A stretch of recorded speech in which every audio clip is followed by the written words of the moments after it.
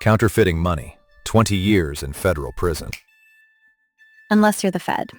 Then it's called policy. And it saved your job. Saved. That's one word for it. $3 trillion made from nothing.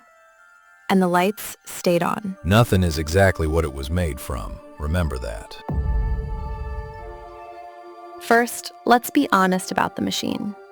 There's no printing press in a basement. There's a keyboard. A keyboard that buys bonds with money that did not exist until the moment it hit enter. March 2020. Markets freezing, businesses folding by the hour.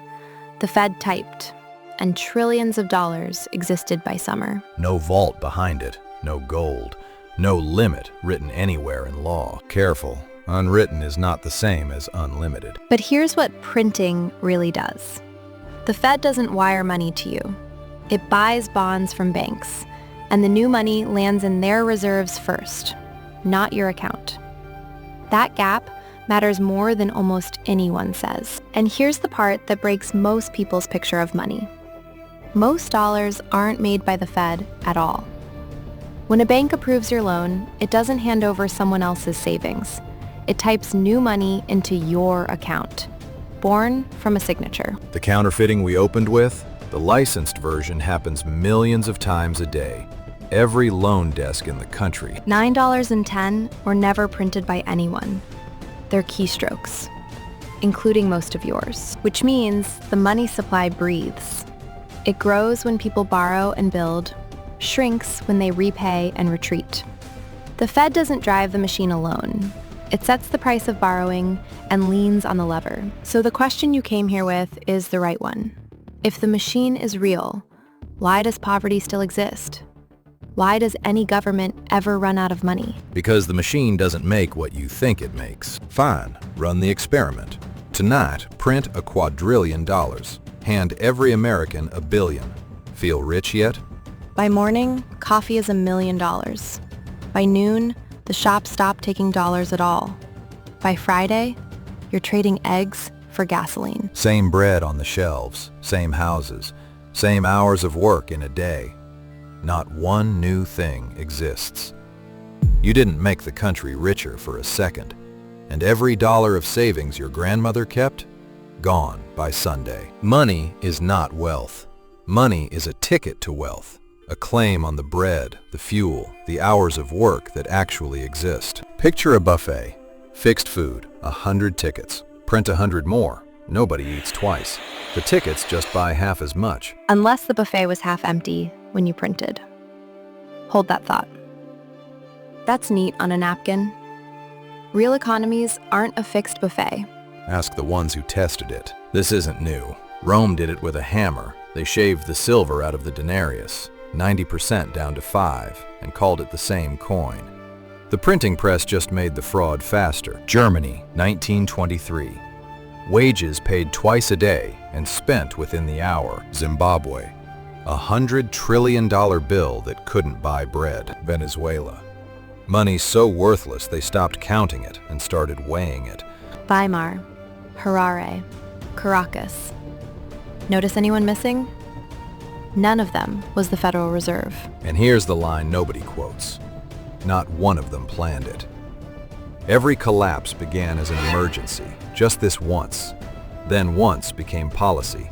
And policy became the exit from every hard choice after that. The machine isn't dangerous because it fails. It's dangerous because it works. The first time. Every story he just told you is true. Now the party skipped. Now ask the question he skipped. We ran the machine. 2008, 2020. Trillions. Where's our wheelbarrow? For 12 years after 2008, the problem wasn't runaway inflation. It was inflation too low to hit the target. The textbook said we should have burned. We didn't, because where the money goes matters. Most of it sat in bank reserves. Plumbing, not spending. It refilled a hole that collapsing demand had already torn. Convenient. The dollar survived, therefore printing is safe? Not safe. Survivable, when 3 things hold. Slack in the economy, a currency the world still wants, and a central bank people believe will stop. Weimar had none of them. We had all three. And here's the case his graveyard tour leaves out. Japan printed for 30 years. The monster that came wasn't inflation. It was the opposite. Prices that wouldn't rise no matter how much money they made. The machine doesn't even always catch fire. Tokyo printed for 3 decades and couldn't buy 2%. And America holds a card nobody else does. The dollar is the world's money. Oil, trade, half the planet's debt, all priced in it. Foreign banks hold trillions because they have to. When we print, the whole world shares the dilution. Exorbitant privilege, the French called it. It wasn't a compliment. We export a slice of our inflation. That's why our leash is longer than anyone's in history. Longer. Not infinite. The British pound ran the world for a century, right up until it didn't.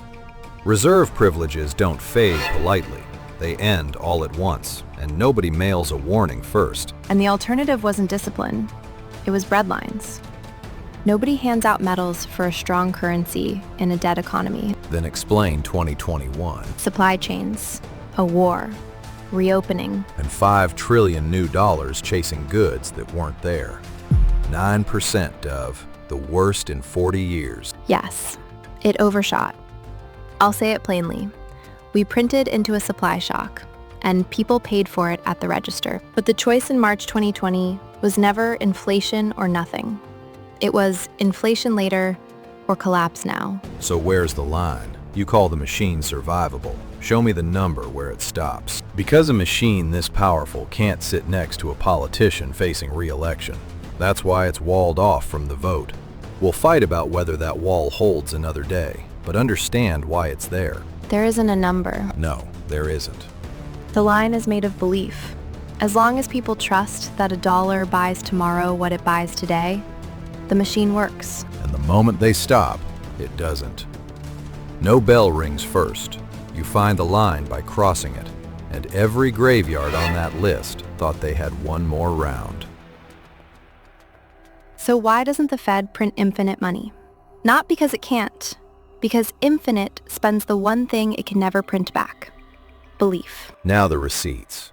Who wins when the machine runs? Debtors, starting with the biggest debtor on earth, the government, and anyone holding stocks or houses floating up on the tide. And who pays?